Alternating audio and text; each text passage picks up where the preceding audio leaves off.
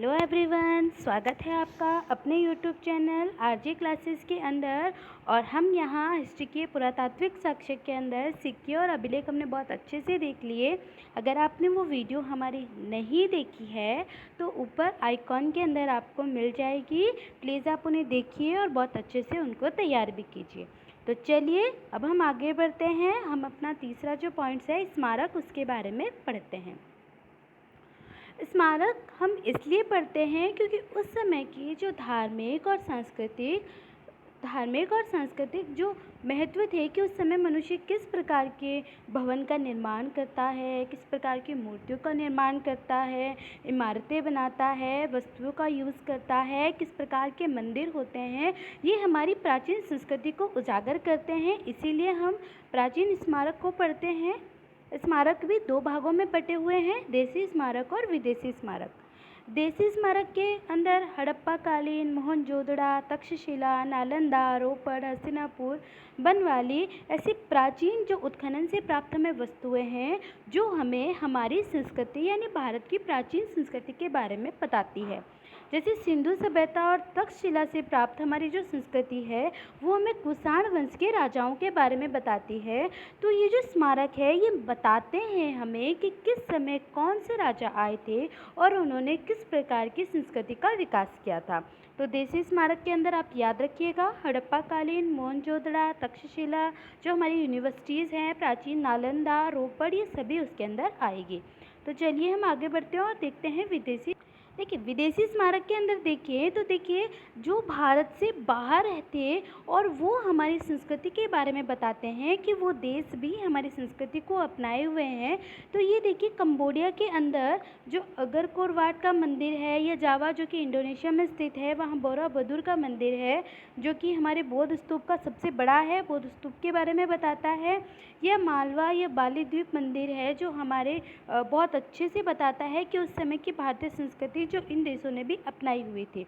यह हम बात करते हैं बोर्नियो के अंदर जो कि इंडोनेशिया का ही है, उसके अंदर जो विष्णु जी की मूर्ति है जो हमें उस समय की तत्कालीन स्थिति के बारे में बताती है।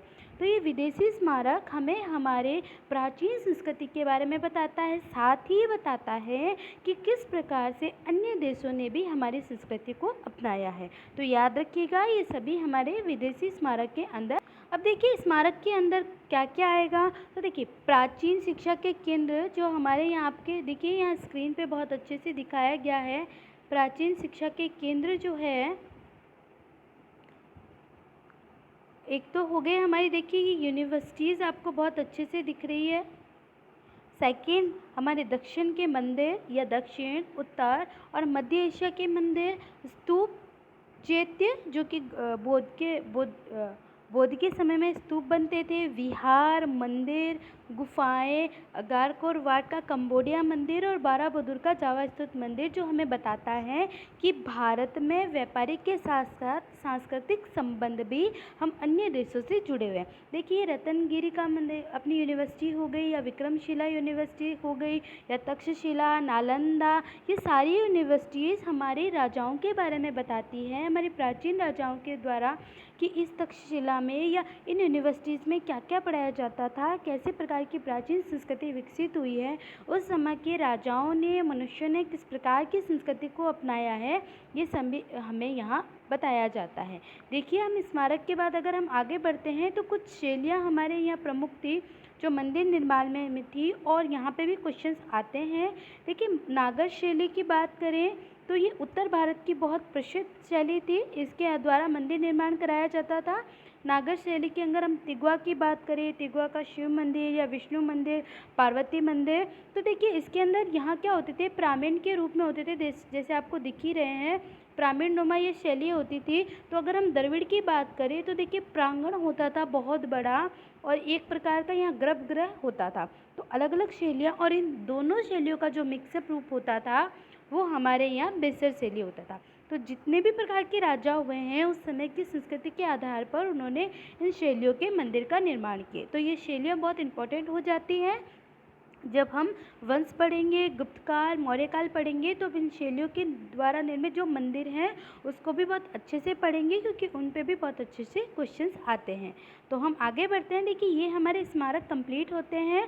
अब हम उस समय की कुछ चित्रकला से संबंधित बात कर लेते हैं। देखिए, अजंता की गुफाओं में जो उत्कीर्ण, ये बहुत बार पूछा जाता है। माता और शिशु के मरणासन, राजकुमारी जैसी चित्रों की सर्वकालिक, ये जो गुप्तकालीन है, ये बहुत ज़्यादा प्रसिद्ध है। तो देखिए, चित्रकला के अंदर हम अजंता की गुफाओं में जो मिला एक चित्र है, बहुत प्रसिद्ध चित्र है। माता और शिशु के मरणासन, यानी मरे हुए और राजकुमारी के पास बैठे हुए ये जो चित्र है, ये गुप्तकालीन कलात्मकता का बहुत सुंदर हमें चित्र मिलता है। और ये अनुपम झलक हमें दिखाई देती है कि उस समय चित्रकला भी हमारे प्राचीन साहित्य, प्राचीन कलाओं के बारे में बताती है। देखिए, चित्रकला के बाद अगर हम बात, तो देखिए उस समय की जो मूर्ति कला है वो कुषाण काल और गुप्त काल के समय की भी बहुत अच्छी कलाएं हैं। गुप्तोत्तर काल में भी मूर्तियों का निर्माण होता है।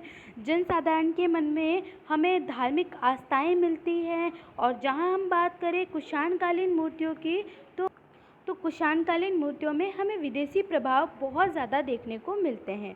तो इस प्रकार से ये याद रखिएगा कि हमारे जो प्राचीन संस्कृति यानी पुरातात्विक साक्ष्य है, उसके अंदर चित्रकला, मूर्तिकला, सिक्के, अभिलेख, स्मारक, भवन जो बहुत इम्पोर्टेंट रखते हैं। और इनके बारे में हम डिटेल्स में जिस जिस वंश के बारे में पढ़ेंगे, बहुत अच्छे से डिटेल्स में उसके बारे में पढ़ेंगे। तो हमारे आज के यहाँ पुरातात्विक साक्ष्य कंप्लीट होते हैं। नेक्स्ट क्लास के अंदर हम विदेशी वृत्तांत को लेकर आएंगे। आई होप ये आपको वीडियोस अच्छे लगे होंगे। अगर आप हमारे चैनल पे नए हैं तो प्लीज़ चैनल को सब्सक्राइब कीजिएगा, लाइक कीजिएगा, कमेंट्स कीजिएगा, शेयर कीजिएगा और हमें बताइएगा कि आपको हमारे वीडियोस कैसे लग रहे हैं। Thank you.